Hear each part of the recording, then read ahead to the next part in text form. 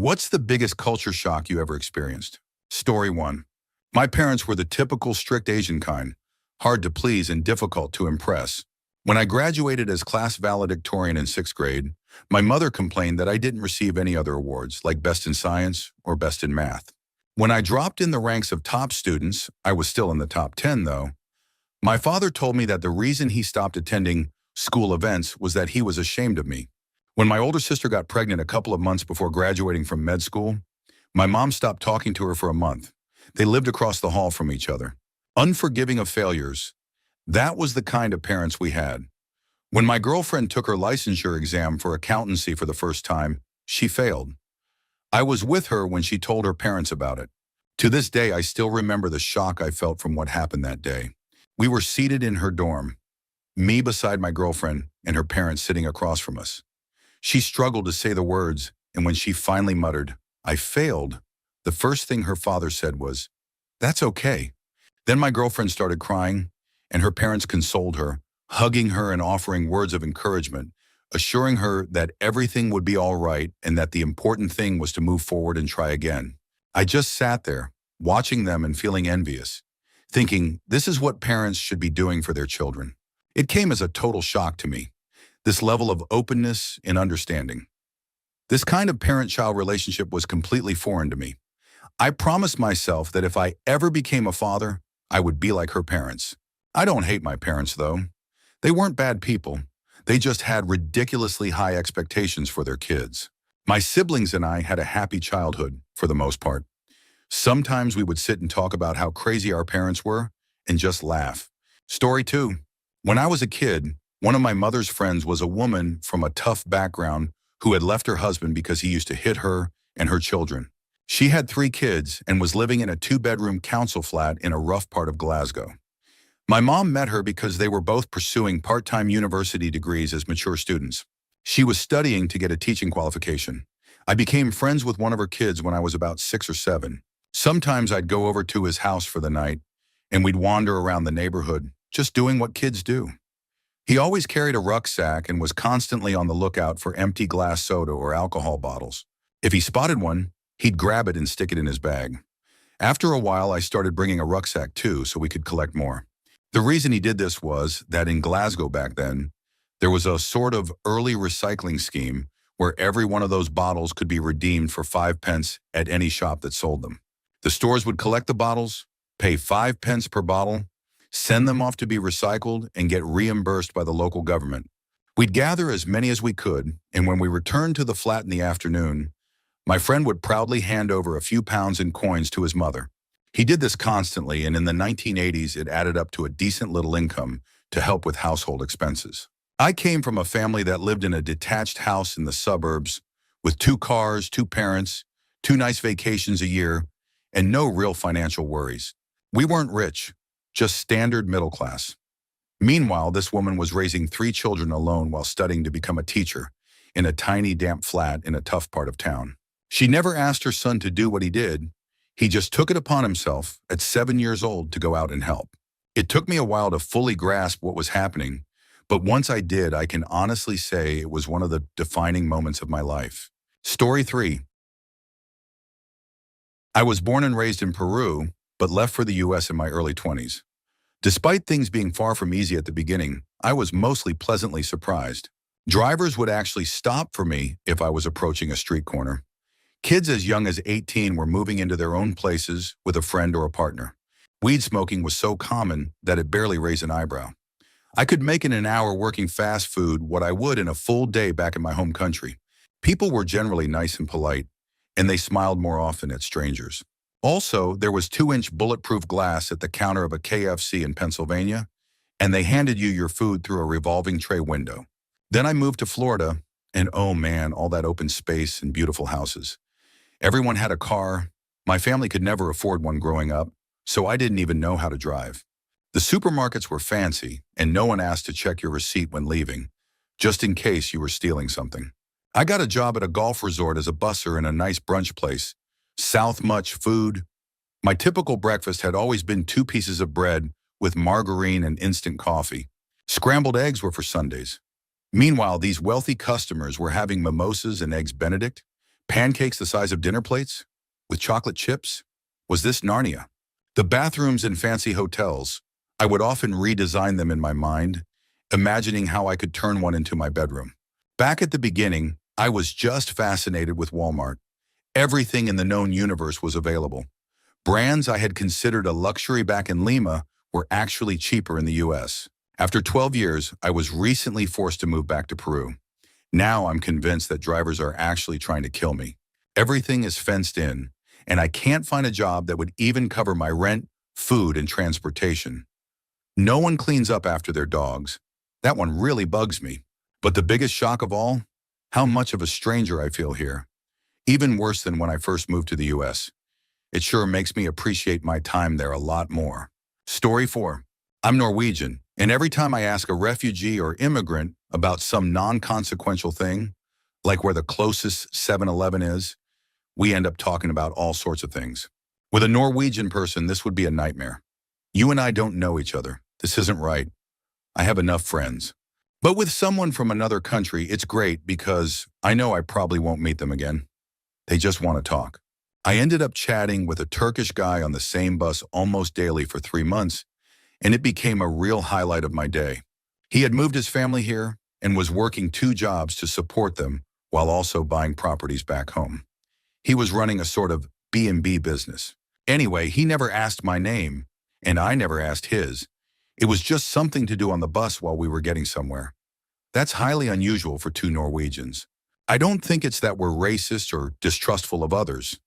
It's just a mind your own business, and I'll mind mine kind of attitude.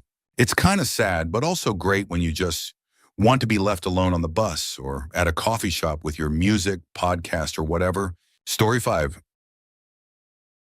I was born in Hawaii and lived on the Big Island until I was 6. Little me was used to wearing flip-flops, or no shoes, lightweight dresses, swimsuits, and shorts with a t-shirt everywhere. It was too hot for anything else. And besides, anything more would just get dirty. Then my family moved to Ontario, Canada, about 3 hours north of Toronto. My dad worked in the vacation business, so we stayed at an actual ski resort for the first few months. My sister and I were enrolled in Catholic school, and suddenly I had to wear clothes. But not just any clothes, stockings, jumpers, shirts with too many buttons, and shoes that had to shine, coats, hats, gloves, and different shoes for outside. 6-year-old me could not comprehend any of this. We even had to change for gym class and then change back. My mom helped me put on my stockings in the mornings, but after gym, I had to do it myself. One day, my teacher called my mom to come get me because I had apparently started some kind of anti-clothing revolution, jumping around the changing room in my underwear with my stockings on my head. Story 6. Marrying into my wife's Mexican-American Native American family was an experience. I come from a small white family. At our wedding, I had 15 guests, which was nearly my entire family. My wife had 200, and that was only a fraction of hers. The ones who weren't invited were pretty upset about it. When I first met her extended family, I was completely overwhelmed. There were 50 to 60 people at her grandma's house for Christmas. Some of her uncles didn't like how quiet I was being and started telling my wife, girlfriend at the time, that she needed to be careful of the quiet ones. Several of them even took me aside to threaten me. Then, of course, I made a huge mistake. I refused food from her grandma. I've since learned that it would have been less offensive if I had just slapped her in the face. It took me 10 years to undo that damage. I didn't win over her last uncle until I got completely wasted at his daughter's wedding reception, at which point he finally decided I wasn't just a stiff, boring white guy. Once my wife coached me on her culture, I started fitting in better, asking for food, allowing the women to serve me and clean up after me, taking plates home when I left, and being more outgoing. Now, Grandma calls me Mijo and introduces me to everyone as her grandson, which always earns some confused looks. But since she has accepted me, everyone else has too. According to my in-laws, I'm Mexican now. All in all, I'd do it again. But it would have been nice to know in advance that what's considered rude in my family is actually endearing in hers, and vice versa. Story 7. Rock concerts in Japan are something else. Your ticket has a number, and everyone queues according to that number. Yes, they actually managed to organize hundreds of people in line based on the order in which they bought their ticket. It's fair. If you buy your ticket early, you get a better chance at a prime spot, And you also have a shot at purchasing limited merch before it sells out within minutes. When the venue opens, they call out each number, and as soon as yours is announced, you can go in. They do this every single time. Whether it's a small venue with 20 people waiting or a massive festival, the system remains the same. Another thing, even after 2 days of a festival, the venue is spotless. Not a single water bottle, no stray wrappers, nothing. I've been to Summer Sonic, Fuji Rock, and Osaka Met Rock, and every time the cleanliness was unbelievable. Story 8. Weirdly enough, my biggest culture shock wasn't moving abroad. It was returning to America after spending years in Albania. As mentioned elsewhere, Albania didn't have international food chains or big-name restaurants. Everything was local, and most of it was delicious. I think the key difference was that when I first moved to Albania, I mentally prepared myself. I knew I was going to a foreign country and that things would be different, and they were. Most stores were no bigger than my bedroom back home. Open-air street markets were common, roadside shops were everywhere, and most people didn't own cars. They walked or relied on public transportation. But when I returned to America, I wasn't thinking of it as moving abroad. I was just going home, and that's what made it weird. The day after I got back, we went to Costco. Walking through that place felt surreal. The packages of food were huge, and there was just so much of everything. We drove everywhere, and I realized my little hometown didn't even have a proper bus system. That was easily my biggest culture shock, and it was about my own country. Story 9. Mine might seem mild compared to others, but I've got two. First, my family moved to one of the wealthiest towns in the U.S. for a couple of years. The median household income there was $120,000. It wasn't just that every kid got a car once they reached their junior year of high school. The majority of them got brand new cars. I'm talking current year Hondas and Fords. As high schoolers, obviously, most of these kids got financial help from their parents. Meanwhile, I thought I was lucky because my mom gave me her 13-year-old Camry when she bought another car. I mean, I was lucky, but just for comparison. These families lived in homes that were at least 3,000 square feet. Many had second homes elsewhere in the country. They all wore North Face jackets and designer clothes. Second, while living there, our family decided to join a church. We weren't particularly religious, but we wanted to become more integrated into the community. This church organized mission trips a couple of 100 miles away in the Appalachian Mountains, where we helped repair homes for people who couldn't afford to do it themselves. That trip was just as much of a culture shock. These towns had no public services. People burned their trash. One man whose house we were fixing had a hole in his floor that led straight down to the dirt underneath. He survived on around $1,000 a year from Social Security, supplementing it with a small inheritance from his mother. The entire area was impoverished, and, as is common there, massive drug problems were everywhere. That trip opened my eyes in a way nothing else had. I still don't understand how the same country can have such extreme wealth and such squalor just a couple 100 miles apart. Most people never comprehend this contrast because they only see one side of it. I went on exchange to Chile recently, and to be honest, some parts of that developing country looked exactly like the conditions I saw in the U.S., a country that claims to be fully developed. Story 10. Going to college and suddenly being surrounded by a party culture I had never experienced before was a shock. In high school, I wasn't allowed to leave the house unless it was for a school event, or if my parents personally knew the parents of the people I was going to see. If I wanted to do something simple, like go into town after school, which was right next to the school and within walking distance of home, they needed to know exactly what I would be doing and where I'd be. Now imagine throwing this socially inept, tall, skinny kid into a world full of people who had already been living elaborate social lives I couldn't even comprehend. I had no idea how to break out of the strict cycle I had been raised in. My first 2 years were brutal. I basically learned how to be a functional social person by making mistake after mistake, embarrassing myself over and over. By junior year, I had kind of grown up mentally, but I still never fully got the hang of it. Even now, I struggle to make friends and have no idea how to maintain a social life. Outside of work, I spend most of my time alone. I work out 4 to 5 times a week, but aside from that, I'm just at home, eating, learning to cook, drinking, and gaming. I make decent money, but life is really boring without people. I don't live in an area with much of a social scene outside of the college town in the next city over. I'm trying to find a D&D group now and have talked to some coworkers about it. I'm completely new to it, but honestly, I just want something social to do outside of work. It sounds fun. Story 11.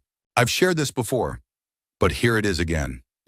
In 1975, I was traveling with a small group when we crossed the border from Pakistan into India.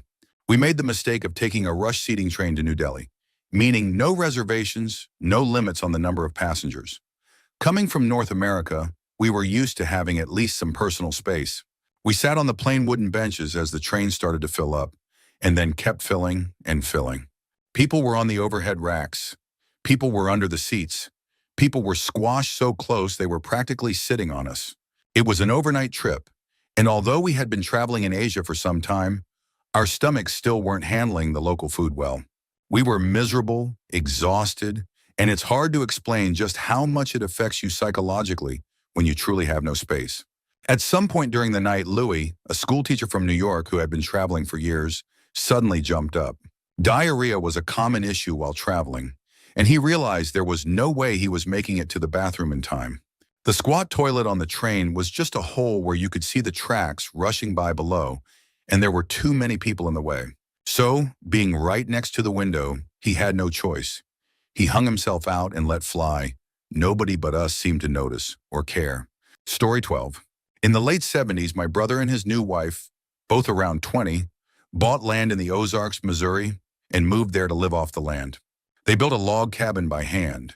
No chainsaws, no electric tools. They had no plumbing, no electricity, and very little money. Their heat came from one wood stove, and they cooked on another. We kept in touch through letters, and my brother would write about their gardens, their goats and chickens, beekeeping, hunting, and bartering with neighbors. He also wrote about how much time they spent just chopping, splitting, and drying enough firewood to get through the seasons. They had a daughter about a year after settling in, born at home. At first, they had an old VW Beetle, but when it broke down, they didn't replace it. My brother would walk 10 to 15 miles to the nearest town every month or so to buy a few essentials. When my future husband and I visited them, I didn't know what to expect, but I was in total culture shock. Seeing how they lived was both impressive and overwhelming. They worked constantly, preserved food, gathered water from a local spring, and didn't waste anything. But the reality of it was hard to wrap my head around. We visited in late spring, and every bug imaginable was out. Ticks, chiggers, mosquitoes, you name it. My brother, my sister-in-law, and even their toddler didn't seem fazed by any of it. Meanwhile, we were getting eaten alive. They woke up at sunrise and went to bed at sunset. They had oil lamps and candles, but rarely used them unless absolutely necessary. The sad part? They were close to starving. Both my brother and my sister-in-law were already thin, but by then, they looked like skeletons. Their daughter, though, seemed healthy, happy, and sharp. I remember being amazed by her flawless skin and wondering if growing up in the woods had somehow made her immune to bug bites. And that little girl would play in the freezing cold spring like it was a warm bath. We stayed for about a week and bought them as many groceries and dry goods as we could. My fiancé gave my brother his boots, a coat, and some socks. At some point, my sister-in-law's parents had a well put in for them, so they finally had a water source on their land. Over the years, my brother suffered some pretty serious injuries. Burns, lacerations, even a rattlesnake bite, but never once saw a doctor and somehow pulled through every time. They had 2 more kids and eventually started doing seasonal work to make ends meet. Tree planting, fruit picking, that sort of thing. They homeschooled all their kids, and despite everything, they grew up well-adjusted and intelligent. They lived that way for 12 years before finally divorcing. My sister-in-law stayed on the land for about a year before selling it, and eventually both of them moved back to our hometown. Story 13. I visited China for the first time in 1982, when the country was just beginning to allow foreign tourists. At the time, you pretty much had to go on a guided tour, though a few brave travelers attempted to navigate the country independently. Many areas were still off-limits to foreigners. I had traveled before in Europe and North America, but I had never been anywhere so overwhelmingly different. Not only did I have no common language, but I also couldn't read anything. The only news available was an English-language newspaper for foreigners, filled with stories about heroic tractor drivers or factory workers who miraculously exceeded their annual quotas in a month. Westerners were rare, and we attracted crowds everywhere we went. Blonde me walking next to a black woman nearly caused riots on the streets. People often stopped us and asked us to sing one of the two American songs they knew, Jingle Bells Are Due, A Deer. China was still recovering from the Mao era. His statues and pictures were everywhere. Most people wore Mao jackets and caps, and I saw many elderly women with bound feet. No concessions were made for Western tastes. We ate Chinese food of varying quality, with not a single fork in sight. I got used to hotel pillows stuffed with grain and village toilets with no partitions, just massive holes in the floor for easy cleanup. There were no souvenir shops or tourist traps, but plenty of people secretly selling things they had hidden away during the Cultural Revolution. Old jade, ceramics, jewelry. Chinese customs searched our bags on the way out, looking for these items. There were so many things I had never encountered before. People spitting in the streets, babies wearing split pants and squatting anywhere. As an American, I was also overwhelmed by the sheer history. I remember hearing things like, "Oh, that's modern, Ming Dynasty, and yes, we know that tree is 1,000 years old. We have the records from the day it was planted." That trip taught me an invaluable lesson: to view a culture as different, not wrong. I had to let go of everything I thought I knew about life and simply accept what I was seeing, hearing, smelling, and feeling without judgment, unless it was truly an ethical issue, like infanticide. That ability to see other cultures non-judgmentally has stayed with me ever since. It not only helped me fall in love with travel, but years later, it also landed me an incredible job opportunity when my employer needed someone who could handle a sensitive culture clash situation. I returned to China a year later and found a country already transforming. Mao's influence and the remnants of the Cultural Revolution were rapidly disappearing, and a new tourism industry was taking shape. Story 14. I once visited an abandoned baby hospital in Romania. The nurses, using their own money, would buy bananas, mash them up with cow's milk or water, and feed them to the babies in bottles. The babies lay in cribs, crying, with no one to hold them. One room was filled entirely with infants with disabilities. It felt like walking into a horror movie. One child couldn't lift his head because it was swollen with cerebrospinal fluid. His head was 5 times the normal size. Another child was the size of a newborn, but she was 5 years old. Her limbs were so thin they looked almost amphibian-like, and she had too many fingers and toes. She was strapped to a high chair that rocked back and forth, and she was rocking it so violently, with so much unexpected strength in her tiny body, that I thought she might tip over. At one point, a young teenager entered the room, picked up a baby, and began to breastfeed him. I was told she was only 14 and had already given birth to several children there. She was a red-haired Roma girl, and apparently in her village, red hair was seen as seductive. Because of this, men had been sleeping with her since she was very young. It didn't help that in Romania, there was a widespread belief that drafts from windows cause illness, especially for babies. Every baby room was sealed off with all the windows shut, and the smell inside was unbearable. Story 15. About 10 years ago, I was driving through Mississippi as a British tourist on my way to Memphis. We stopped at a roadside gas station, fast food place. There was another gas station and food place on the other side of the road, and we just assumed it was like the service stations in the UK.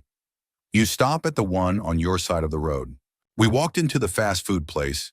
I can't remember which brand, maybe McDonald's, and immediately the entire room went silent.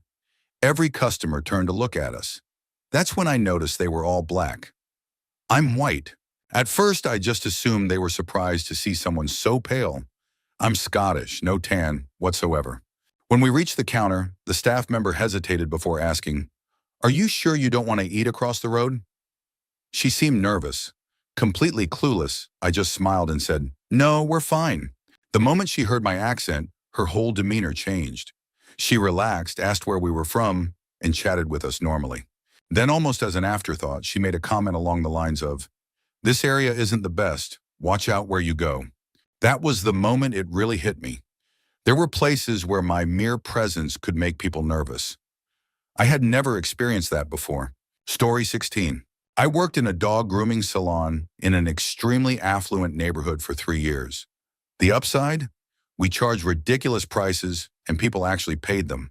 Most of the dogs were well taken care of, and we rarely had to turn a dog away for severe medical issues like matting, open wounds, or infections. Also, about 99% of the dogs we groomed were spayed or neutered. The downside? The owners. It wasn't unusual to be screamed at by a customer, called names, or berated over the smallest thing. I've had people try to pull the, "Do you know who my husband works for?" card, and the golden doodles. South many. Golden doodles. Every single day.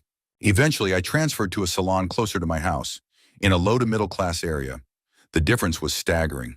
The dogs, not as well taken care of. I've had to turn away dogs that were so neglected it wasn't even safe to groom them.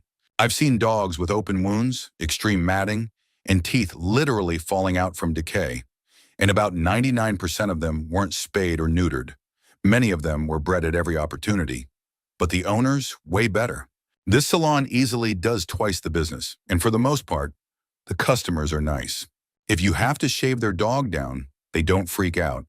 Most of them just say, "Hey, you're the professional," and they actually tip. Plus, we have very few golden doodles. I think the difference is that a lot of my current customers have worked minimum wage jobs or relied on tips before, so they get it. They're also incredibly loyal. If you groom their dog once, they'll stick with you forever. Story 17. I'm American and lived in Rio de Janeiro for about 4 years. A month or so after moving there, I met a guy who invited me as his date to his friend's daughter's birthday party. It was about 100 degrees Fahrenheit that day, and humid. The apartment was dimly lit with colored lights, kind of like a nightclub. Chairs lined the perimeter of the room, where older adults, family, and friends were seated. The hosts were thrilled to have a foreigner, me, there, and kept bringing me things to try. One of the things I was served was a hot cup of split pea soup on a sweltering night. It was good, but I was definitely eating it just to be polite. Then, the Brazilian funk music started. The birthday girl was wearing a tiny tube top and shorts that barely covered her. She and her similarly dressed friends were in the middle of the room, dancing in that signature Brazilian funk style. Basically twerking, but way more explicit. It was really Sewell. Older men sat watching, and it made me uncomfortable.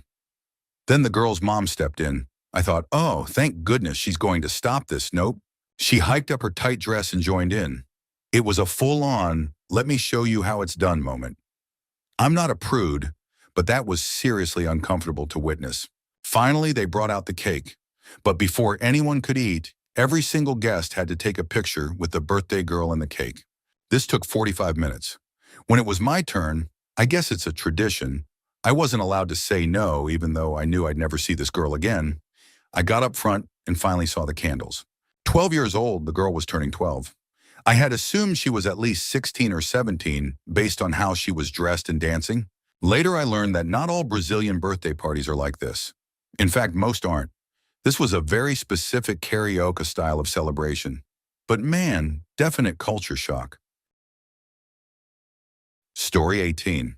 I'm American. I lived in London for a semester during my senior year of college, and everything was different. I'm from Boston, where you're never more than a 5-minute walk from a drugstore, an ATM, or a Dunkin' Donuts. In Kensington, where I lived in London, the nearest ATM or pharmacy was a 15-minute walk away. Donuts were nowhere to be found except for the Krispy Kremes at Tesco. London had way better public transportation, and their subway actually told you when the next train was arriving. Boston didn't have that technology yet. On the other hand, coffee shops in London didn't sell iced coffee. That was a struggle. I interned with Parliament, and when I called, I'd actually get to speak with a Lord or MP directly. Back in Boston, working in political offices, I'd only ever spoken to staffers. That was surreal. Then there was universal health care. I was lucky. I'd had Romney Care, Obamacare for years under my dad's insurance, so I never went without coverage. But seeing an entire system operate like that firsthand was eye-opening. And the little things, the 2-ring binders instead of 3-ring ones, the drinking age, though I was 21, so that didn't matter, and how completely unprepared London is for snow. Bostonians don't play around with snow. Later, I lived in Israel. I had done birthright before moving there, so I wasn't walking in blind. But coming from a state with 4 seasons, it was strange to be wearing flip-flops in November. Israel can't handle snow either. Their Jewish holidays didn't require asking for time off like they do in the US. They were automatic. I taught English in Israel, and the schools were different from what I was used to. My school had a fence around the entire building with one entrance. An armed guard stood outside at all times, and if he didn't know you, you weren't getting in. That was normal. But there was no gun culture. Israel doesn't have school shootings. Conversely, I had to do a bomb drill with my students.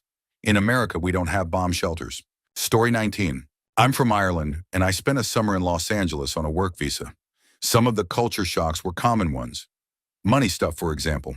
Taxes weren't included in posted prices. One time I went overdrawn by just a few cents on my debit card, and bam, $10 overdraft fee. Then bam, $5 per day standing charge. They didn't tell me about it for 8 days, and by then, I owed $60. This was 2008, right as jobs were drying up. So I was barely scraping by with sporadic work and a contact in a movie lighting company. That week, I had nothing to pay it off with. I had to borrow the $60 from my host, who was incredibly generous. After that, I never touched that bank account again. It's so easy to get into debt there. It's not even funny. In Ireland, you don't get an overdraft unless you specifically request one. And if you don't have enough funds, your transaction just gets declined. Then there was the race stuff. Almost everyone I met started conversations with an in-depth description of their ethnic background and what it supposedly meant about them. To me, they all just seemed like culturally homogenous Californians, despite their diverse backgrounds. People kept making assumptions about what my Irishness meant, which was weird. In Ireland, we have racial minorities. And sure, there are the occasional idiots who say something stupid. But by and large, the people who have immigrated here in the past 20 years have integrated. Their kids speak like locals, and it's considered extremely rude to imply that someone's personality is shaped by their race. I had a real wake-up call one day at Circuit City. I was trying to get the attention of a staff member from a group of about 6 employees who seemed to be having a meeting. What I didn't realize was that they were actually gathered around a very irate black woman. I had barely opened my mouth when she turned to me and exploded. "You trying to intimidate me with your height, white boy?" I was stunned. I'm tall, yeah, but I'd never in my life been conscious of any perceived racial anything for myself. I generally think race shouldn't matter. But the venom in her voice carried a level of rage and hate I had never encountered before. She didn't hate me because of who I was. She hated me because of what I was. Later, I moved to Inglewood for a while, which was a culture shock in a good way. There were chicken places with chicken wire across the entire counter, but damn was the food good. I actually felt more comfortable there among working-class black folks than in the nicer parts of Santa Monica, where everyone seemed to live with their heads in the clouds. We'd sit around talking. I'd tell them about Irish history. They'd tell me about their experiences with cops and government BS, and we'd bond over that. There was a tribal mentality: stick together, look out for each other, be wary of outsiders. In the end, I found that the people who were initially the most standoffish and quiet usually turned out to be the kindest and most generous. And the ones who gave you a royal welcome and acted like your best friend, they wouldn't piss on you if you were on fire. There was a bizarre inversion of sincerity that took some getting used to. Story 20. Not a huge shock, but definitely my biggest one. I'm from Norway, and I had a boyfriend in Northern England. When I first visited, everything felt a little strange, but nothing too extreme, until we went shopping. Growing up, I had always loved pushing the cart, and as an adult, it was still something I enjoyed. I never thought of it as anything special because in Norway, everyone, regardless of age or gender, pushes the cart. But in Northern England, if a woman goes shopping with a man, he does everything. He drives there, he pushes the cart, he pays, he loads the bags, he carries them to the car, and then he drives home. It was absolutely surreal to me. One thing my boyfriend absolutely wouldn't let go of was the cart. I could see the irritation on his face every time I tried to push it. And the second I let go, he would grab it like it was his duty. It was hilarious. I teased him about it constantly. And of course, when I went to the US, everything was just huge. I had prepared myself for that, but honestly, there's no way to really prepare. And I still don't understand why shelf prices don't include tax. It's extremely weird and annoying. Thinking you have just enough money, only to be short by 10 cents because of tax? Ugh. Story 21. The time I went to my friend's sorority formal as her date. We were friends from our college soccer team, and after she transferred to another school that had Greek life, she invited me to this event. I had never experienced anything like it. Hundreds of drunk, angry, loud, crying sorority girls were packed onto buses headed to a tiny inn in Georgia where the event was being held. On the way there, the bus driver handed out garbage bags because all the underage girls had to get completely wasted before the dinner, where alcohol wasn't allowed. As soon as we arrived, all hell broke loose. Girls were screaming at each other. Someone got punched. I found 3 or 4 girls passed out in random places. Every bathroom was locked because couples were hooking up inside. At one point, I opened a drawer and found someone's bra and underwear. Every girl there was talking so much trash about someone else in the room. Someone had a slutty dress. Someone had an ugly dress. Someone's hair looked bad. It was absolute chaos. But I have to admit, it was insanely entertaining. Story 22. My great-grandparents in Eastern Poland were first cousins. People forget that families used to be huge. My great-grandparents hadn't even met before being introduced for marriage. My great-grandmother was the youngest of 12 siblings, 2 of whom had died as children. My great-grandfather was the 3rd child of 9. Their fathers were brothers. One was the 3rd child in his family. The other was the 9th child of 10 who survived to adulthood. If you do the math, that means there were at least 70 cousins. But considering people were having 8 or more kids, it was probably closer to 100. They met through traditional Jewish matchmaking. They married as first cousins, not because they wanted to, but because that's where the families found eligible men and women. My great-grandfather was dirt poor but smart, and my great-grandmother's parents wanted a scholar in the family. In conservative cultures, you don't just randomly date someone you meet at a bar. Your family introduces you to someone they know, usually within the same large network of relatives or close family friends. Sometimes families would arrange marriages to keep wealth within the family or to support a struggling relative. It was seen as a way to protect their own. When birth rates declined and urbanization took over, these traditions started dying out. The same thing happened in many Pakistani communities. Smaller families, increased travel, and more exposure to different people meant fewer marriages between close relatives. But for centuries in small, tight-knit communities, it was almost impossible not to marry a second or third cousin. That's also why certain heritable diseases are more common in Jewish and Pakistani populations. When the dating pool is limited, genetics come into play. Story 23. I went to Japan for 3 weeks last summer to visit some friends. I've lived in the US my entire life, and while I've traveled a decent amount, Japan really shook things up for me. But the true culture shock didn't happen when I got there. It happened when I came home. Japan is clean, quiet, and efficient. People are competent. They take their jobs seriously. Everything runs like clockwork. For 3 weeks, I ate fresh, delicious, healthy food. I was surrounded by fit, well-dressed, well-mannered people. Trains were on time, streets were spotless, and people were courteous. Then I landed at JFK. I took the train to Penn Station, and it was like stepping into a different world. The entire place was filthy. People were screaming. Drunk, sweaty crowds were lining up for a Billy Joel concert at Madison Square Garden. I went to get a bagel, and the woman at the counter got my order wrong and then gave me the incorrect amount of change. The train back to Philly looked like it hadn't been cleaned since the 80s. I missed everything about Japan. The perfect punctuality of JR trains, the calm and quiet in public spaces, even the polite motherly voice on the intercom announcing stops. Instead, I was getting barked at by a miserable, sleep-deprived Philadelphian. Japan obviously has its own issues, deep, serious ones, but they take the human collaboration project seriously. The trip destabilized me. It made me really reflect on the pros and cons of individualism versus collectivism. And honestly, I still don't know which is better. Story 24. I have a Muslim friend, and since I live in a small town in the south of Ireland, I hadn't really come across many Muslims before. What surprised me the most was how literal they take their religion and how the women in the family are treated, not in a violent or abusive way, but almost as secondary. In an argument or disagreement, the women's opinions were often dismissed very quickly. Anytime I try to have a logical debate with my friend, it usually gets heated because he struggles when logic conflicts with his religious beliefs. It's like an immovable wall. There's no room for questioning or doubt. That said, they're lovely people. Their hospitality is incredible. They'd feed you, clothe you, and give you a place to sleep without a second thought. But the fact that they follow their religion so wholeheartedly and without question honestly unsettles me a little. Not because of their religion specifically, but because anyone blindly following anything is concerning. We've seen it here in Ireland too. People unquestioningly supporting the Catholic Church as it took children from single mothers and sold them to foreign or wealthy families. And often the victims' own families helped, just to be seen as good Catholics. That's what scares me, the power of blind faith. Story 25.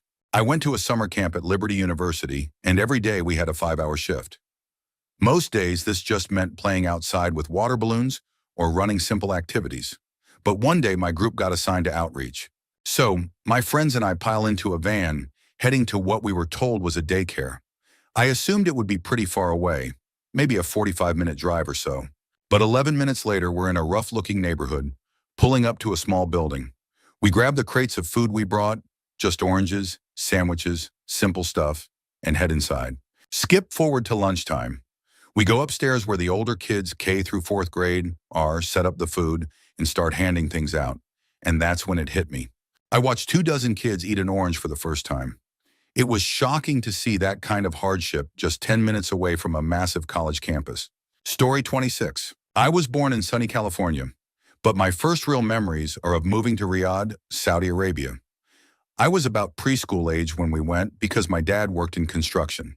I spent the next 5 years living on an American Western compound and attending an international school, both completely surrounded by 10-foot walls. Our school buses weren't regular buses. They were charter buses with darkened windows and adult monitors. My mother, like all women and girls over 12, wasn't allowed off the compound alone and had to wear an abaya whenever she went out, though inside the compound was more relaxed. Any pork or shellfish that was smuggled in was a rare treat. Western pop culture was limited. Weekends were Thursday, Friday, but English cartoons still aired on Saturday mornings, so my mom had to tape them for us. My classmates were from all over: North America, Europe, the Middle East, India. Many of my friends lived on the same compound, just a short, safe bike ride away. By the time we moved back to the U.S. when I was deep into elementary school, that was the only life I knew. That side of Riyadh was my normal. Everything I understood about American life was from books, Judy Blume, The Babysitter's Club, so I was actually excited for things like yellow school buses, spitballs, and bullies. Then I landed in rural Colorado. The biggest culture shock of my life hit me at 9 years old. I went from a close-knit, international, metropolitan environment to living on the side of a mountain, 20 to 30 minutes from the nearest small town, 8 hours from the nearest city. Yellow school buses, boring, bullies, didn't exist like the book said. Friendships, completely different. At my school in Saudi, people were always moving in and out, so everyone was open and welcoming. Here, hard cliques had already formed, some from birth. I had gone from biking to my friends' houses daily to outings that required my parents to drive me down a long dirt road off the mountain, something they did not want to do, especially in the snow. I had been a very social kid, but suddenly I was kind of a loner. Instead of making friends, I sat back and observed, comparing everything to the books I'd read. And most of all, the schoolyard was monochrome. Story 27. I'm an American who has been living in Nepal for some time now, working with kids who live on the streets, don't attend school, and grow up in slums without an easy life. On my first trip to Nepal, I was walking through the streets with a group of these kids when I saw a boy, about 7 years old, carrying his 2-year-old brother while begging tourists for money. As we walked back to their home, the baby started fussing, and the older boy simply dropped him. At that exact moment, a motorbike came flying down the street, nearly running the baby over. Instinctively, I scooped him up in my arms just in time. What shocked me wasn't the reckless driving, it was the reaction from the crowd. People were absolutely stunned. Some looked fearful, others seemed offended, but not because the child had been in danger. They were shocked because I picked him up. That was the first time I truly understood the depth of Nepal's class and caste disparity. I have to say, Nepali people are some of the most loving and kind-hearted individuals I've ever met.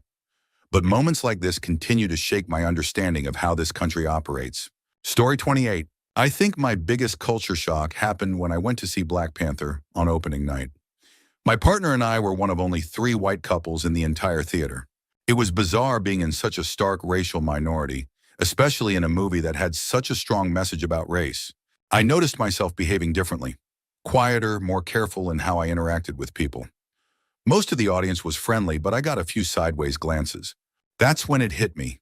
This is how a lot of people feel all the time. Not in Georgia where I live now, but back when I was in Massachusetts for school. I remember hearing Black classmates talk about how walking down the street could feel like stepping into a space that wasn't built with them in mind. Obviously, me feeling a little out of place in a movie theater doesn't compare to the experience of feeling unsafe in your own country. But it was the closest I've ever come to stepping into a different perspective, and it gave me a new level of empathy. Story 29. I grew up in NYC, born and raised. It's in my DNA. I spent my entire life here chasing a career that didn't pan out, so in my early 30s, I put myself back through school. When I finished, I couldn't even get close to landing an interview. So I started looking where the job market was hot for my new career, and I moved to Texas. I'll say up front, Texas is a fantastic place. Good people, great weather, more space, and no income tax. But a New Yorker in Texas? That was not a match. If the culture shock had levels, I was somewhere between Balky from Perfect Strangers and E.T. landing on Earth. I did not belong. No one understood my sense of humor. My employers had no idea what to do with my skill set. And the food? Well, let's just say Italian food in Texas isn't egg noodles and ketchup, but it's not far from it. I started spiraling. I stress at fast food, gained weight, smoked more, and just fell into a general state of malaise. Not just for my surroundings, but for myself. Insecurity, self-hatred, and overwhelming sadness took over. So I started job hunting back in NYC. Now that I'm home, I've lost the weight, gained experience, and broadened my perspective. But I can tell you this, I am never leaving NYC again. Ever. Story 30. I grew up poor, single mom, welfare, struggling to get by. When I decided to go into specialized schooling, I transferred from my public school to a high school across town in the rich neighborhood. I had always lived in a very white town, but this school was straight out of a movie. 1,500 rich white kids who spent their weekends skiing and their summers vacationing in the South. But whatever, I'm white too, so I figured I could blend in. Then in 11th grade, I moved to the big city. No high school would accept me until I found one way out in the boonies. It took me an hour by transit to get there. And when I finally did, it was a gang school. Instead of 1,500 white kids, there were 50. I had never been exposed to other cultures before. For the first 2 weeks, all I could think was, I'm going to say the wrong thing, I'm going to get stabbed, and I'll deserve it. The school had a lot of Tamils, Ethiopians, and Punjabis, and I struggled to learn people's names. They weren't Steve or Karen anymore. And a lot of these kids were first-generation immigrants, carrying their family struggles with them. There were real gang connections. 2 students were investigated for ties to the Tamil Tigers, a known terrorist organization. 1 kid was stabbed in a drug deal. There were gang-related killings and beatings. But as I spent more time there, my perspective completely changed. I started to really understand how important immigration is. A lot of these kids had fled war-torn, broken countries, only to end up in an only slightly better neighborhood. They were marginally safer than where they had come from. It wasn't just about surviving, it was about what comes next. When people immigrate, they need opportunity, not just a different version of the same struggle. That lesson has stuck with me ever since. Story 31. In college, I took this cultural identity class. Basically, a course where you learn about different cultures. No surprise there, right? In that class, there were a few Saudi Arabian guys, and over time, we struck up some casual conversations. A couple of weeks passed, filled with small talk and a few herb sessions in our cars after class, and then one day they invited me over to their apartment to smoke and play FIFA. Of course, I figured, why not? A couple of hours passed and I was getting my ass handed to me in FIFA. Then they decided to make dinner and told me to stay and eat with them. I had no plans, so I agreed. Just as the food was about ready, suddenly every Saudi Arabian guy in our small college showed up. Around 10 of them, give or take a couple. Then without hesitation, they started moving all the furniture out of the middle of the apartment and laying down blankets on the floor. At first I thought, okay, makes sense. 12 people aren't going to fit at a table. And then I realized, there is no table. Everyone gathered in a circle, and my friend placed down the mac and cheese. But this wasn't just any mac and cheese. It was served on a huge platter, something like an oversized pizza pan with an extra 7 inches added to it. I thought, this is different. I instinctively got up to grab some silverware. No silverware, no plates.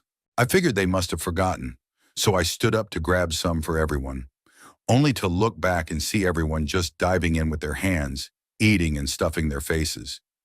Easily the biggest culture shock of my life. Story 32. I went to my first electronic music festival, and as someone who grew up in a very conservative and homogeneous environment, I was blown away. The energy, the people, everyone was just incredibly accepting of one another. It felt like a massive family gathering where every single person was looking out for each other. People in the crowd made sure everyone was having a good time, sharing their limited supplies of water and other substances with complete strangers. You could get a hug from literally anyone there. On the second day, my friends and I noticed a kid wandering around alone, so we basically just grabbed him and said, "You're chilling with us now. Let's rage." For the next 8 hours, we ran from stage to stage with this guy, dancing and vibing, and by the end of it, we had all become really good friends. That experience completely changed my life and restored my faith in humanity. Now I'm going back to school for music because I need to give back to the community that showed me what it means to truly be human again. Story 33. Going to a mostly Black Southern Baptist church in Georgia was one of the biggest culture shocks of my life. First of all, I'm Catholic. That should tell you enough. I grew up in a tiny town in upstate New York, and while I had plenty of interactions with Black people, I had never experienced church like this. My dad had moved to Georgia for a while and was Baptist, though he didn't actively go to church anymore. I was about 14 when my brother and I went to visit him for Easter break. My mom, a very Catholic woman, insisted that we had to go to church on Easter Sunday, so my dad, thinking he was being funny, decided to take us to a Southern Baptist service, despite not even attending that church himself. We were amazed. I had seen church services like this on TV before, but I always assumed they were exaggerating for theatrics. Nope. If anything, TV underplayed it. Maybe because it was Easter, but oh my God. There was singing, shouting, praising the Lord out loud. The preacher was on fire, giving a full-on fire and brimstone sermon. The gospel choir kept belting out song after song, and the entire congregation was dancing and singing along. It was incredible. For a solid hour, I actually considered converting.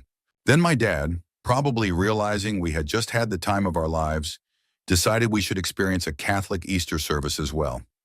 That evening, he found a late-night Easter Mass at a Jesuit monastery and took us. Talk about whiplash. The priest came out single file wearing long robes, chanting in Latin, burning incense. The whole thing looked like something straight out of Harry Potter. The cathedral was massive and Gothic, and for the next 2.5 hours, we went through the stand, kneel, sit, stand, kneel, sit, communion cycle over and over again. And that was my Easter Sunday in Georgia. Story 34. I served time about 20 years ago, and one of the biggest shocks inside was how tobacco was treated the same as marijuana. Zero tolerance. If you got caught with either, you got hit with the same charge. A regular cigarette was called a Cadillac, and if you had one, you were sitting on gold. Retail price, $20 for a single cigarette. A full pack, $100. Once you knew the right people, you could sometimes get better prices. Me and another guy used to split one for $5 each because 10 was considered a deal.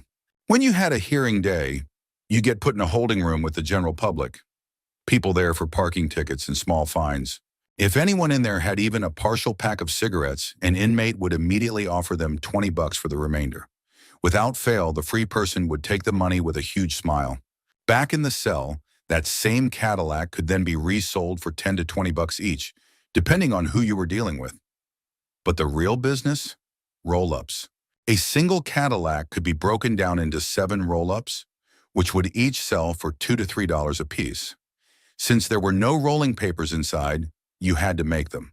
The trick? You'd save the little creamer packets from breakfast. The foil packs had a thin layer of white paper on the inside. You'd soak them in water for a few minutes until the thin paper layer peeled off. Boom! Instant rolling paper. You'd then break the Cadillac into 7 equal parts, roll them up, and profit. Each roll-up was about 2 or 3 good drags before it was done. Lighters were extremely rare. You'd only get one if someone managed to smuggle it in. You can guess how. Most people used a different method to light up. First, you'd get a bit of steel wool, smuggled out of the kitchen by inmates who worked dish duty. You'd pull off a few tiny strands and create two thin, multi-stranded wires. Then you'd take the AA batteries from your radio, place them end down on the stainless steel toilet seat, one inverted. You'd put a tiny shred of toilet paper on one wire's tip. Then by touching the wire ends together with the paper in between, spark. The paper would catch just long enough to light the roll-up, and from there, you'd pass the flame from one person to another. It's crazy to think about, but the economy inside was wild. Tobacco was big business, especially when corrections officers could smuggle in a carton and make a fortune. Story 35. The clean and safe streets of Japan, particularly Tokyo, completely blew my mind. Being born and raised in New York City, I know city life very well. I also know how filthy it is. Sometimes it's downright disgusting. You really notice it after it snows. There's nothing quite like seeing black and gray sludge mixed with every kind of food wrapper you can find in Manhattan. And trust me, that's a lot of wrappers. Throw in some dog urine, and you start getting what I can only describe as a bizarro version of a beautiful rainbow, if such a thing can even be imagined. But in Tokyo, I couldn't find litter anywhere. No plastic bags tangled in tree branches, no overflowing garbage bins on every corner, no graffiti on everything, no broken bottles on the sidewalk, no mountains of crushed cigarette butts in front of stores, and the craziest part, no gum on the sidewalks. It got to the point where my friends and I actively started looking for trash. We saw nothing. The only thing we found was a single napkin late one night near our hotel, and it was clean. We immediately chalked it up to some other tourist, probably from our own hotel. And then there was the security aspect of Japan. People there don't feel the need to lock up their valuables. I'm not saying theft doesn't exist, but I'm convinced it's rarer than a dirty street. I saw expensive bicycles and scooters just sitting in open garages at 2 a.m. while walking through Tokyo. In New York City, those bikes would be locked up tighter than Fort Knox and still wouldn't be safe. But in Japan, no one wants to be branded as a ne'er-do-well, so they have an insane level of respect for other people's property. In America, let's just say a lot of people don't seem to care much about being labeled as untrustworthy. That was seriously eye-opening. Story 36. Last month, I ran a free eye clinic in Haiti, and nothing could have prepared me for what I saw.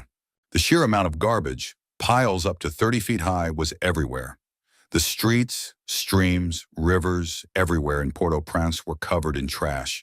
The level of poverty was just beyond comprehension. Words can't do it justice. It has to be seen to be believed. On the island where we set up our clinic, nearly everyone lived in huts with dirt floors and thatched or tin roofs. If you had an actual door covering your entrance, you were doing well. There was no electricity, though a few people had generators. No running water. The bathroom was just a hole behind the hut, which meant waste seeped into the groundwater.